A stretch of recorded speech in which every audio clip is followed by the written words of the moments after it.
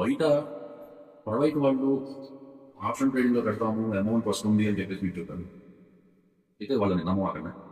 First benefit అయితే తీస్తారు, తర్వాత అనేది లాస్ అనేది వచ్చేస్తుంది ఆటోమేటిక్గా, అది మీరు చూస్తారు. నా బెస్ట్ సజెషన్ అయితే ప్రైవేట్ వ్యక్తులకి మీ డీమ్యాట్ అకౌంట్ అనేది ఇవ్వద్దు. మీ ఓన్గా ఒక యాప్ క్రియేట్ చేసుకోండి. చేయదలుచుకుంటే ఇన్వెస్ట్మెంట్ చేయండి.